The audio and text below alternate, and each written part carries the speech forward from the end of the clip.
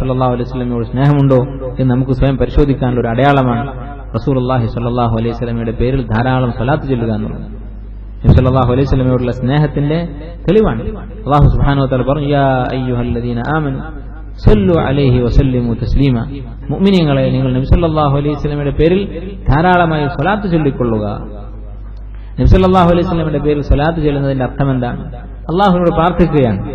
നബി സല്ലല്ലാഹു അലൈഹി വസല്ലമക്ക് ധാരാളം ഖൈർ നൽകാൻ വേണ്ടി, അല്ലാഹു സുബ്ഹാനഹു വ തആല അദ്ദേഹത്തെ ആദരിക്കാൻ വേണ്ടി നമ്മൾ പ്രാർത്ഥിക്കുകയാണ്. അതാണ് സ്വലാത്തിന്റെ താല്പര്യം. അപ്പോൾ സ്വലാത്ത് എത്രത്തോളം ചൊല്ലുന്നുവോ അത്രത്തോളം നബി സല്ലല്ലാഹു അലൈഹി വസല്ലമയുടെ ഹുബ്ബുണ്ട് എന്നർത്ഥം. ചില മുൻഗാമികൾ അഹ്ലു സുന്നത്തി വൽ ജമാഅത്തിന്റെ അലാമത്തായി, അടയാളമായി പറഞ്ഞിട്ടുള്ള കാര്യമാണ്. മറ്റു ആളുകളെക്കാൾ നബി സല്ലല്ലാഹു അലൈഹി വസല്ലമയുടെ പേര് സ്വലാത്ത് ചൊല്ലുന്നവരായിരിക്കും അഹ്ലു സുന്നത്ത്.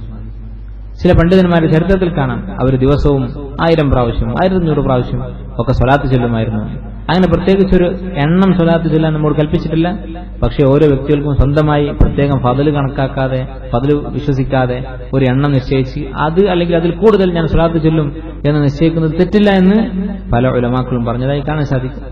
ഈ അടുത്ത കാലത്ത് മരണപ്പെട്ട ഒരു ആലിം ഷെയ്ഖ് അബ്ദുറഹ്മാൻ അൽ അയ്യാഫ് റഹിമഹുല്ല, തായിഫിൽ ജീവിച്ചിരുന്ന ഒരു പണ്ഡിതൻ, ഏതാനും മാസങ്ങൾക്ക് മുമ്പ് വഫാത്തായി റഹിമഹുല്ല. അദ്ദേഹം ദിവസവും 300 പ്രാവശ്യം സ്വലാത്ത് ചൊല്ലും. വെള്ളിയാഴ്ച 1500 സ്വലാത്ത് ചൊല്ലുമായിരുന്നു. നബി സല്ലല്ലാഹു അലൈഹി വസല്ലമയുടെ പേര് ധാരാളം സ്വലാത്ത് ചൊല്ലുക എന്നുള്ളത് അവിടുത്തോട്